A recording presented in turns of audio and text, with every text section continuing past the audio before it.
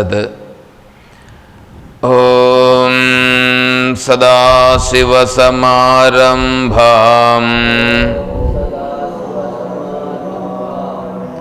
శంకరాచార్యమధ్యమాం తత్వవిదానందపర్యంతాం వందే గురుపరంపరాం.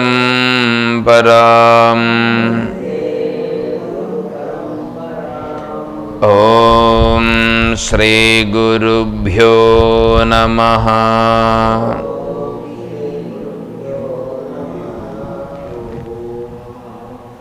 పూజ్య గురుదేవులు తత్వవిధానంద సరస్వతి స్వాముల వారి దివ్య చరణారవిందములకు ప్రణమిల్లుతూ పరిపూర్ణ పరబ్రహ్మస్వరూపులకు ప్రియాత్తమ బంధువులారా, ఓం శ్రీ గురుభ్యో నమః. మనం ప్రశ్నోత్తరి విచారించుకుంటున్నాం. ప్రశ్నోత్తరిలో 16వ శ్లోకంలో మనం ఉన్నాం.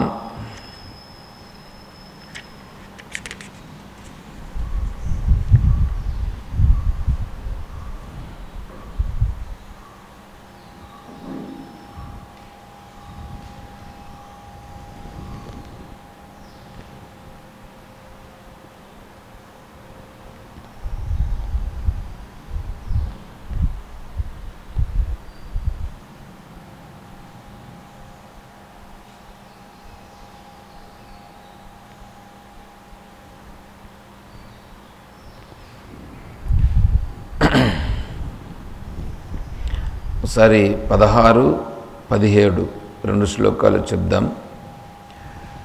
జ్ఞాతుం న శక్యం చ కిమస్తి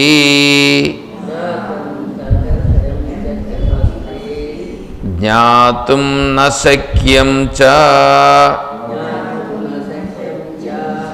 కిమస్తి సర్వై యోషిన్మనో యశ్చరితం తదీయం కాదుస్త్యజా సర్వజనైః దురాశా విద్యావిహీనః పశురస్తి కోవా. అది 16వ శ్లోకం. తర్వాత 17వ శ్లోకం. వాసో న సంగః సహ కైర్విధేయో మూర్ఖైశ్చ నీచైశ్చ ఖలైశ్చ పాపైః ముముక్షునా కిం త్వరితం విధేయం సత్సంగతి నిర్మమతేష భక్తిః.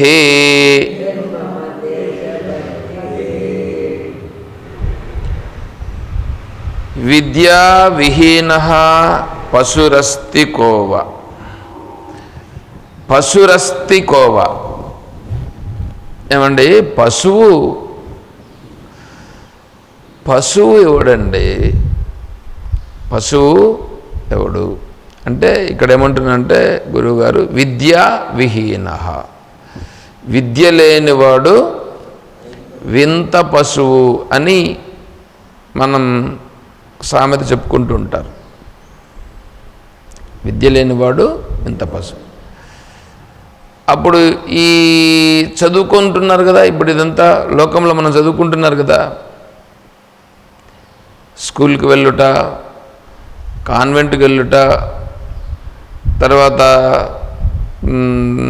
Primary, upper primary, high school, తర్వాత కాలేజ్, తర్వాత డిగ్రీ కాలేజు, యూనివర్సిటీ, ఇవన్నీ చేస్తున్నారు కదా, చదువుకుంటున్నారు కదా. ఇప్పుడు ఇదంతా వీళ్ళకి విద్య కాదా? విద్య. అయితే ఆ విద్య దేనికి పనికొస్తుంది? పొట్టకూటి కొరకు పనికొస్తుంది. అది పొట్టకూటి కొరకు నువ్వు ఎన్ని విద్యలు చేసినా, ఎంఏలు బిఏలు ఎన్నెన్ని చదివినా పొట్టకూటికే కానీ ఏ రకంగా పనికిరాదు కాదు, పొట్టకూటికే కానీ ఈశ్వర భక్తి కించిత్తు కూడా కలిగించలేదు. దానిపైన ఒక పద్యం ఉంది, అమీర్ స్వామీజీ చెప్పేవారు, దాన్ని రాసి పెట్టాను నేను. ఆ శ్లోకం కోసం వెతికినాను, కనిపించలా. ఎంఏలు బిఏలు ఎంతెంత చదివినా కానీ పొట్టకూటికే కానీ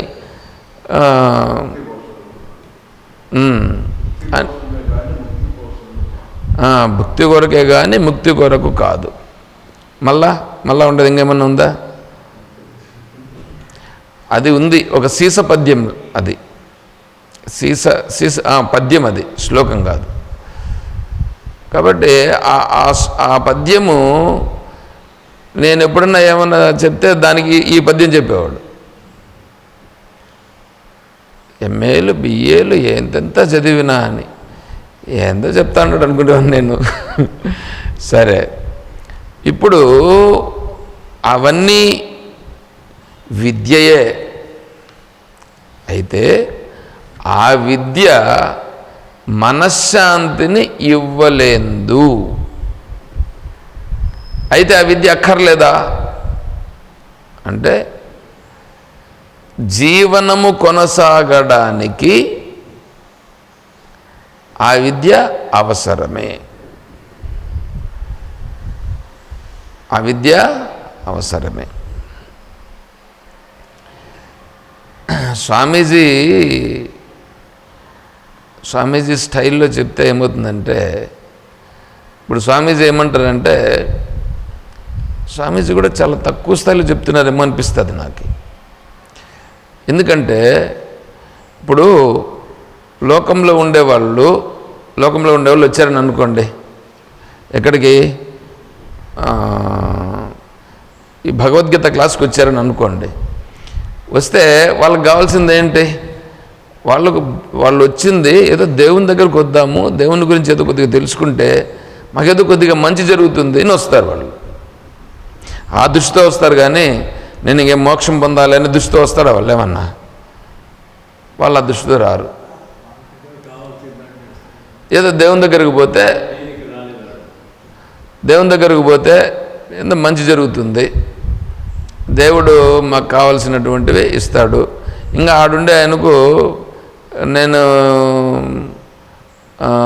ఇంతకుముందు ఒకసారి ఒక అమ్మగారు అన్నారు, ఏమంటే కుప్పంలో అప్పుడు సస్వరూపానంద స్వామీజీ ఇక్కడికి వచ్చారు. వచ్చినప్పుడు వాళ్ళకి చెప్పినాం, ఇట్లా స్వామీజీ వస్తారు అందంటే, సరే రండి అందరూ అని చెప్పి కూడా చెప్పినాం. సరే వాళ్ళు ఏం చేశారంటే వస్తామని చెప్పారు. సరే నేనైతే స్వామీజీ వచ్చినప్పుడు 3 రోజుల ప్రోగ్రాం అందేది ఉన్నింది, అప్పుడు లీవ్ కూడా పెట్టాను. లీవ్ పెట్టి ఇక్కడ ఉన్నాను. సరే 3 రోజులు లీవ్ అయిపోయిన తర్వాత మళ్ళీ వెళితే, ఎక్కడికి వెళ్ళారు ఏంటంటే, నేను ఈ విధంగా స్వామీజీ వచ్చారంటే, అయ్యో మాకెందుకు చెప్పలేదు, మీరు చెప్పుంటే మేము వచ్చి స్వామీజీ పాదాలన్నా పట్టుకొని ఉంటే మేము చేసిండే పాపాలు కొంచెమన్నా పోయి ఉంటాయి కదా అని అన్నారు. అంటే మేము చేసిండే పాపాలు కొంచెమన్నా పోయేదానికి ఆయన పట్టుకోవాలనుకుంటున్నారు, కానీ మనం ఆల్రెడీ చెప్పినాం.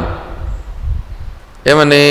ఇట్లా పలానా తేదీలో స్వామీజీ వస్తారు, పలానా కార్యక్రమం ఉంటుంది అని చెప్తే, అప్పుడేమనుకున్నారు?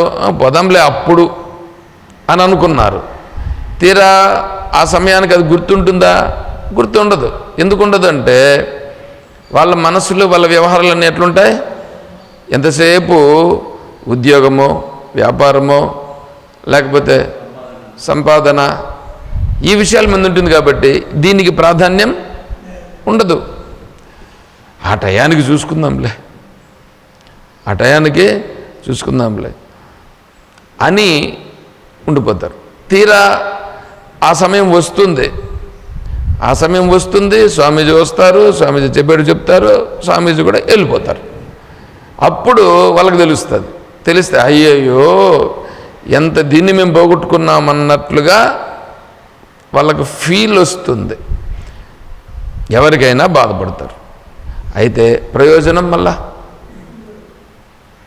అందుకని ముందే జాగ్రత్త పడాలి. సరే, అట్లా కాదని ఒకవేళ వచ్చినా ఆశ్రమానికి గుళ్ళుకు వస్తారు, ఆశ్రమాలకు రారు.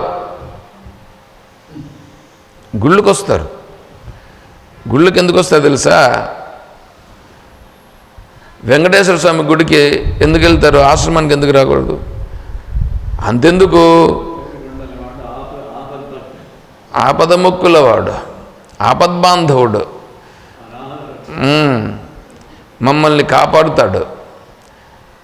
ఆశ్రమానికి వస్తారు, శ్రవణం చేస్తారు. నేనే దేవుడు అనే దాన్ని శ్రవణం చేస్తారు. మళ్ళీ ఆటికి పోతారు, మళ్ళీ గుడికి పోతారు. ఏ గుడికి పోతారు? తిరుమలకు పోతారు. అయితే పోవద్దంటాను నేను పోవద్దని నేను చెప్పట్లేదు,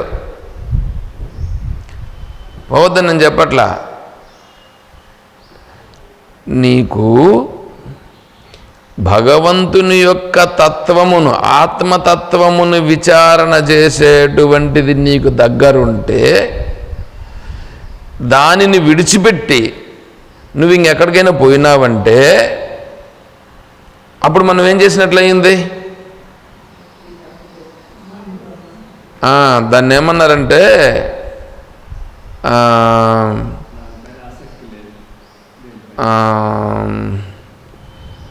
సిద్ధాన్నం పరిత్యజ్య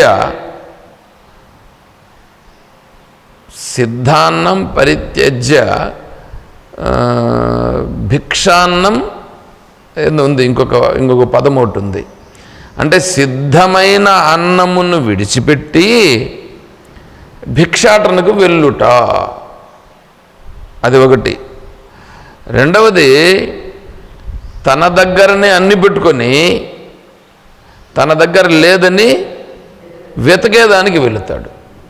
అలా తన దగ్గర ఉండేదాన్ని పెట్టుకొని తన దాన్ని గుర్తించేటువంటి దాన్ని చెప్తూ ఉంటే కూడా విడిచిపెట్టి బయట ఎవరైనా వెళ్తున్నారంటే వాళ్ళని ఏమనిందంటే మూర్ఖులు అనింది.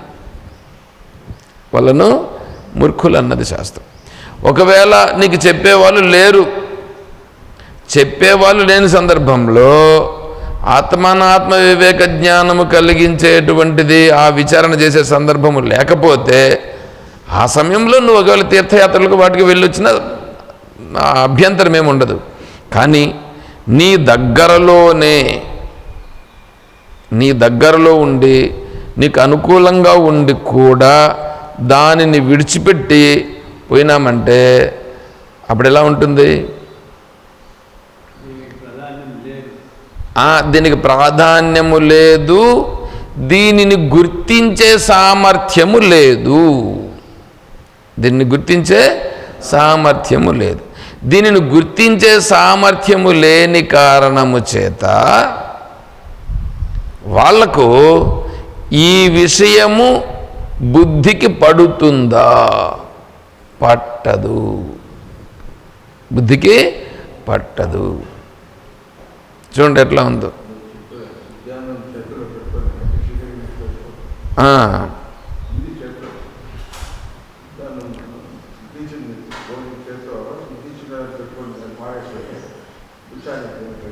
పోతే ఎట్లుంటుంది?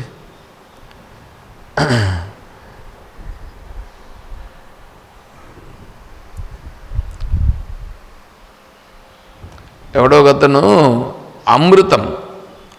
అమృతం అనేటువంటిది ఇక్కడుంది అని చెప్తూ ఉంటే అమృతాన్ని విడిచిపెట్టి పాయసం కోసం పరిగెత్తాడటోడు. అమృతం ఎట్లాంటిది, పాయసం ఎట్లాంటిది? అట్లా ఉంటుందన్నమాట అది. సరే, ఇది ఎందుకు? ఇది వాళ్ళకేం జ్ఞానం లేదా? జ్ఞానం ఉన్నది, బాగా చదువుకున్నారు, మంచి మేధావంతులు. ఇట్లాంటి వాళ్ళను గురించి స్వామీజీ ఏం చెప్తారంటే, మీరు వస్తారు బాగుంది,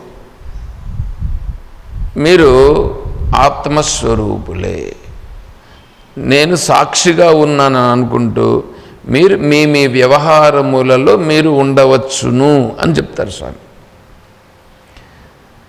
నేను సాక్షిని, సాక్షిగా ఉండు, సాక్షిగా ఉంటూ మీ వ్యవహారాల్లో మీరు చేసుకోండి. ఏమంటే సాక్షిగా ఉంటూ వ్యవహారములలో మీరు చేసుకోవచ్చు అని స్వామీజీ చాలా సింపుల్గా చెప్పేశారు. అది దీన్ని వింటే ఏమనిపిస్తుంది అంటే, నేను సాక్షిని, నా పనులు నేను చేసుకోవచ్చు, నా పనులు నేను చేసుకుంటూ నేను ఇంక వేరే ప్రయత్నం ఏమీ చేయకుండానే నేను సాక్షిగా ఉంటే సరిపోతుంది. ఎంత సింపుల్ అండి, సింపుల్గా ఉందా లేదా?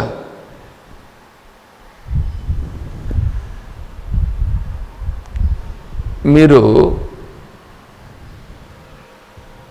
ట్రై చేసి చూడండి, ఏంది, నేను సాక్షిని, నా పనులు నేను చేసుకుంటున్నాను, ట్రై చేసి చూడండి, మీ నుంచి అవుతుందేమో.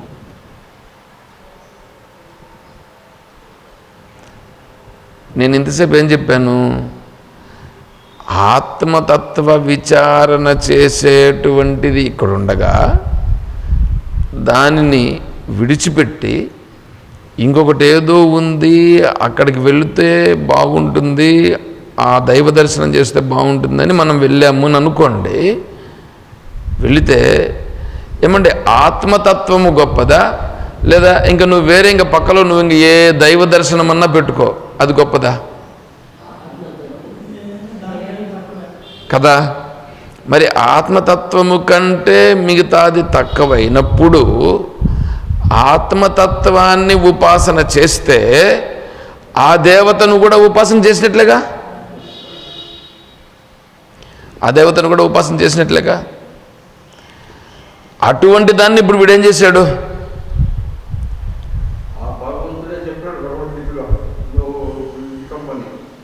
ఏం గమ్మని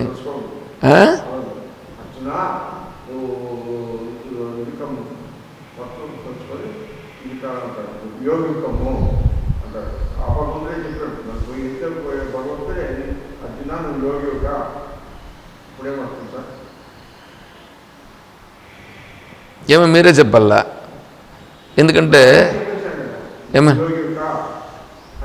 యోగి వికాన్ అంటే ఇప్పుడు దేవుణ్ణి చూడమన్నాడా లేదా ఆత్మతత్వాన్ని విచారణ చేయమన్నాడా కదా?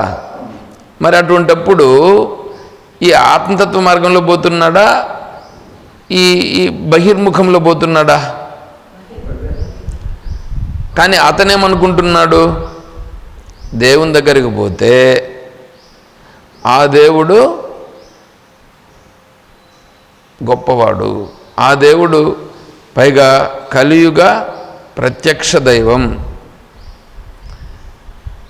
అని మనం పోతుంటే ఇప్పుడు ఆత్మానాత్మ విచారణ జ్ఞానం లేదు కదా, లేదు కదా. ఇప్పుడు నేనేమంటున్నానంటే స్వామీజీ చెప్తా ఉండేది, నేను చెప్తా ఉండేదానికంటే ఇంకా దీనికి తీసుకుంటే నువ్వు అసలు కలియుగము అక్కర్లా, ఇక్కడికి ఇది అనేది కూడా అక్కర్లే, విచారణ అనేది కూడా లేదు. నువ్వు ఉండే పరిస్థితుల్లోనే ఉంటూనే నువ్వు ఎక్కడుంటావో అక్కడే నువ్వు ఎలా ఉండాలి, నేను సాక్షిగా ఉంటాను, నేను సాక్షిని అని అనుకుంటూ నీ వ్యవహారంలో నువ్వు చేసుకునుటా. ఏమండి, పొద్దున్నే 1 గంట సేపు వచ్చి విచారణ చేసుకుని తర్వాత మీ వ్యవహారాల్లో ఉండండి అంటేనే ఉండలేకపోతున్నాడే ఇక్కడ. అట్లాంటిది నిరంతరము కర్మలోనే ఉంటూ నేను సాక్షిని అని ఉండగలుగుతాడా? నేను వేసే ప్రశ్న మీకు అర్థమైందా? చాలా సింపుల్, దానంత కష్టం ఇంకొకటి లేదు. చూడండి ఎట్లా ఉంటుంది. అట్లా చెప్తారు స్వామీజీ. అంటే ఇప్పుడు వాళ్ళు ఏమనుకుంటారంటే స్వామీజీ అంతటి వాళ్ళే చెప్తున్నారు ఏమని, మన కర్మలు మనం చేసుకోవచ్చు, మనం సాక్షిగా ఉంటే చాలు, జరుగుతూ ఉండే దాన్ని అంతటినీ చూస్తూ ఉంటే చాలు, అప్పుడు నేను సాక్షిని. చూడండి, అంటే దీన్ని బట్టి స్వామీజీ ఏం చెప్పినట్లయింది, మన పనులు మనం చేసుకోమన్నారు, మన వ్యవహారాలన్నీ జరగమన్నారు, అన్నీ జరుగుతూ ఉంటాయి, నేను సాక్షిగా ఉండుట. శాస్త్రం కూడా ఏం చెప్తుందంటే ఆత్మతత్వమును తెలిసినటువంటి వాడు ఎలా ఉంటాడంటే, ఆత్మతత్వం తెలిసిన వాడు ఎలా ఉంటాడంటే తను నిర్మలంగా ఉంటాడు, జరిగేటివన్నీ చూస్తూ ఉంటాడు. ఏమంటే మీరు సినిమాకి పోయినారా, పోయిన టీవీ ముందర కూర్చుంటారా, మీరు చూస్తూ ఉంటారా లేదా ఇంకేమైనా చేస్తూ ఉంటారా? చూస్తూ ఉంటారు కదా. చూస్తూ ఆడ జరిగేటువంటి వాటిలో నవ్వు వచ్చినప్పుడు నవ్వుతారు, కొద్దిగా బాధ వస్తే బాధపడతారు, ఒకసారి ఏడుపు కూడా వస్తుంది, అన్నా కదా. అయినా నేను చూస్తున్నాను అనే భావనలో ఉంటారా, మీరు దాంట్లో కలిసిపోతారా? మీరు అటుకు పోయినప్పుడు దాంట్లో ఉన్నప్పుడు దాంట్లో కలిసిపోతారుగా, దాంట్లో కలిసిపోతారు. కానీ అక్కడనే మీరు కిటికీ చూడండి, మీరు అక్కడే కూర్చోండి, నేను సినిమా చూస్తున్నాను అని చూడండి, నేను సినిమా చూస్తున్నాను అని చూడండి, ఏడుపు వచ్చేసింట్లో నీకు ఏడుపు వస్తుందా? వస్తుందా?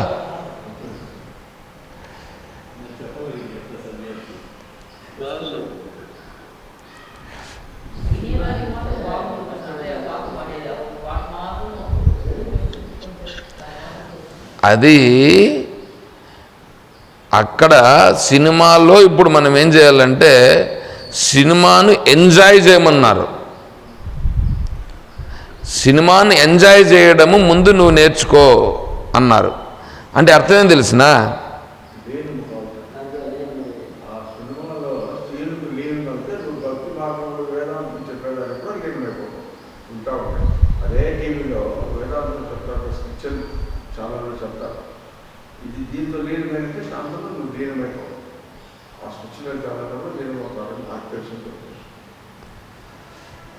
అట్లా కాదు, అది తప్పు, 100కి 150% తప్పు.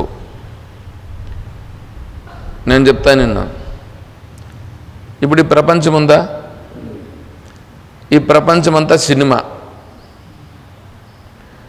ఈ సినిమాను నువ్వు చూస్తూ దీంట్లో నువ్వు ఉండగలగాల, వికారం చెందకుండా.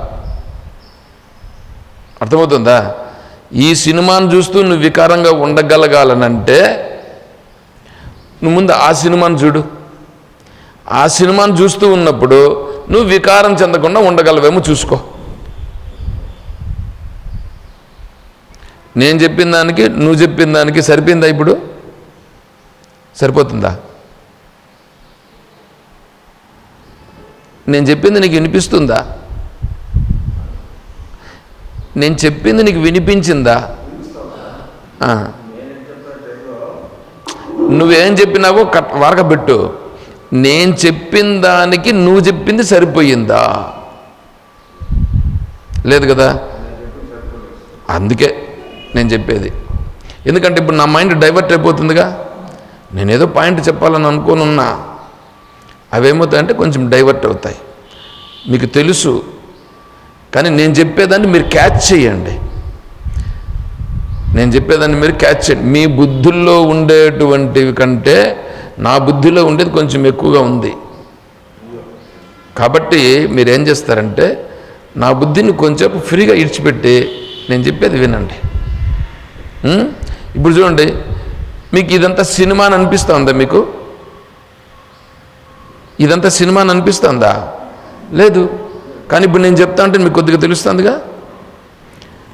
ఆ సినిమాను చూస్తూ ఆ సినిమాలో కామెడీ వచ్చినప్పుడు కూడా నువ్వు చూస్తూ నవ్వు, వద్దని చెప్పట్లేదు. అదే ఏడుపు వచ్చినప్పుడు కూడా బాధ వచ్చే సీన్ కూడా చూడు, కానీ నీకొకటి గుర్తుండాల, ఏమని? నేను సినిమా చూస్తున్నాను అనేది నీకు గనక గుర్తుంటే దానిలో లీనమైపోవడం జరగదు,